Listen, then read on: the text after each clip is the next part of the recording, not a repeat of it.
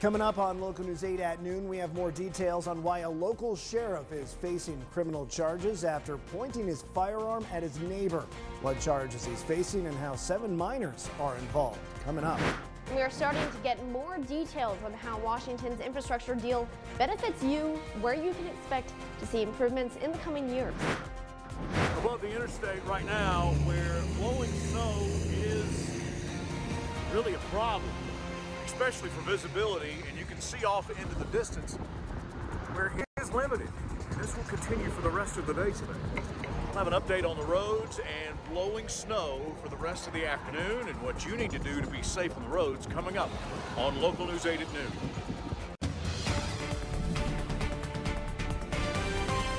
Now, Local News 8 at noon.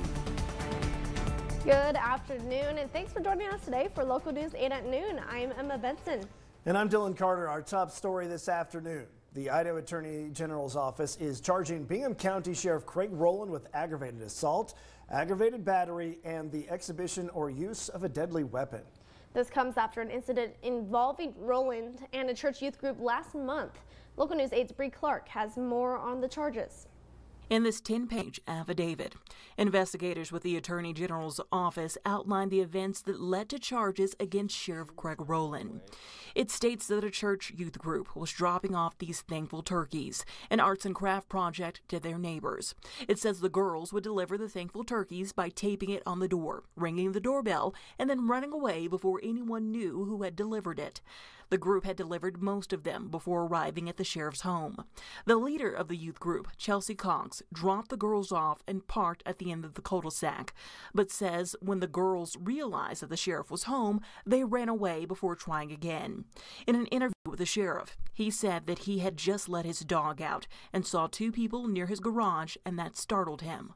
Not long after, Rowland said he heard his front screen door open and a knock. That's when he asked his wife to grab his gun and went outside. Cox says as she drove away, the sheriff flagged her down with a gun in his other hand. She stopped the car and attempted to get out because her window was broken. In the report, both the sheriff and Cox described him pulling her out of the car by her hair and asking her, "Who the F are you and what are you doing here?" That's when Cox identifies herself and tells him that she is his neighbor who has lived next door to him for years. Both accounts also describe the sheriff pointing a gun at Cox's head and Rowland saying that he could shoot her. There were 7 minors in the car whose statements also line up with what was detailed by the sheriff and Cox. Sheriff Craig Rowland is cooperating with the investigation, and investigators also point out that the sheriff was acting in his official capacity since the gun he used was his service weapon. Well, you can read the full report with further details and evidence obtained on localnews8.com. You know, the snow continues to fall in East Idaho today, making for wintry conditions out on the roadways. Our very own Jeff Roper was out and about in Idaho Falls this morning shooting the video here. Let's check in with him now for a first look at the forecast. You know, it amazes me how fast people go when there is slick conditions. We have some slush that is on the interstates, and I know we're going to give you some tips. Well, in fact, we'll tell you the best thing you can do to travel in this kind of weather. In many instances, visibility is a problem. This is Butte City in the Arco area, and you'll remember that they canceled school yesterday due to the conditions. And when you've got trucks and folks that it takes longer to stop, you got to be careful. This is a perfect example of what I'm talking about. We've got you got 3 trucks here at 15 and 20, and some of that slush in the middle of the road. You need to make sure that you are paying attention, because with blowing snow that can catch you off guard, and obviously cars with snow flying off of them. We've got snow on the roadways at this hour, and that slush is still everywhere. Talk about limited visibility. This is Idaho Falls at noon today with snow flying still. And here's what's going to happen. We're going to continue to see snow flying. We have canceled the winter weather advisory for the Magic Valley, and we will continue to see snow on the radar as we get into the afternoon, and we'll keep the winter weather advisory bringing us maybe 1 to 3 inches of snow continually into the nighttime hours for the valley areas. The Eastern Highlands, Western Wyoming, still under a winter weather advisory with more snow, and we don't have to worry about any thunder showers. It's all about what's in our region now. We're still continuing to see this multiply and bring more flare flakes to the ground. It's not the best looking snow ever, but it sure is difficult when it becomes slush. We're headed toward around 30 degrees for the afternoon. I doubt that we'll get there with the wind chills feeling like it is in the single digits. I'll be back with more. All right, thanks, Jeff. And as we just saw, it is again that time of year. The snow is on the ground and the ice is on the roads. And when it comes to driving in those kinds of conditions, Idaho is actually among the most dangerous. I spoke with the Idaho Falls Police Department, who says the easiest way to prevent an accident this winter is to just slow down. The snow is finally here, which means back to driving in wintry conditions. The roads are going to be slicker now. In 2018, Idaho ranked number 4 in the country for most dangerous driving conditions. And it doesn't look like these Idaho winters are slowing down anytime soon.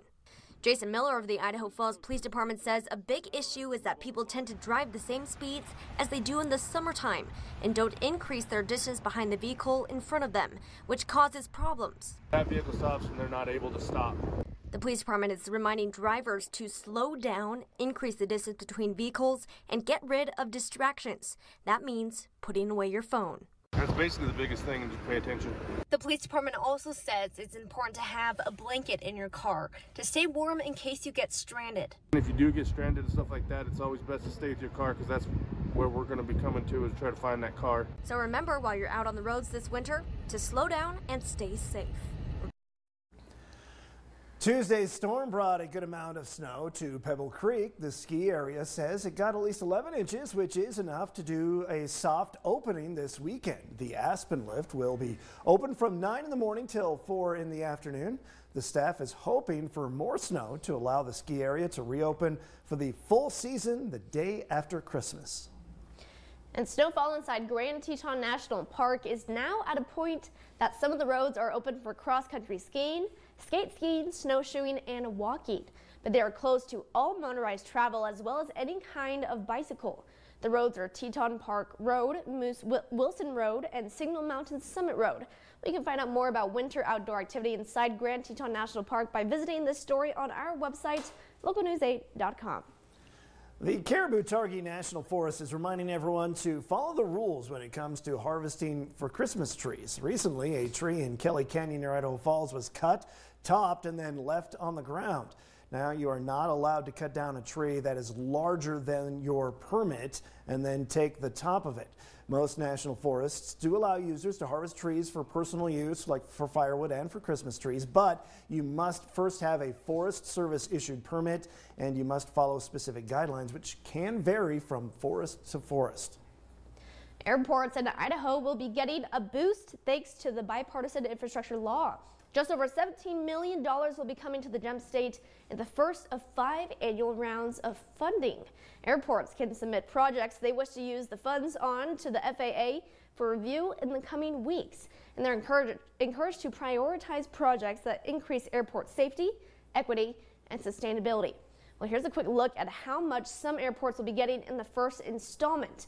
About $6.5 million will be going to the Boise Airport. That is the most in the state. Idaho Falls is getting $1.8 million. Just over $1 million is going to Pocatello, and Driggs will receive $295,000. Rexburg and Blackfoot are getting $159,000 each. Around $3.3 million will be going to the airport in Jackson, Wyoming. Well, you can log on to localnews8.com to find out how much other airports in Idaho are getting. Tonight, the Idaho Falls City Council is expected to vote on a possible relocation site for the city's water tower. It is looking at potentially putting a new tower up in the southeast corner of the Idaho Falls Public Library's parking lot. On Monday, the Public Works Department shared data with the City Council showing it would be a viable location for the project. Tonight's meeting begins at 7:30 p.m.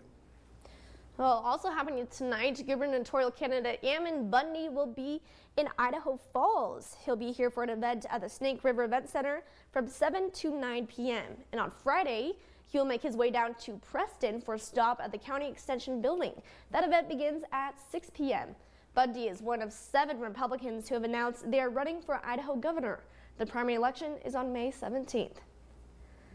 Well, still to come, President Biden visits the tornado site in Mayfield, Kentucky. We'll tell you what he promised to do to help the survivors.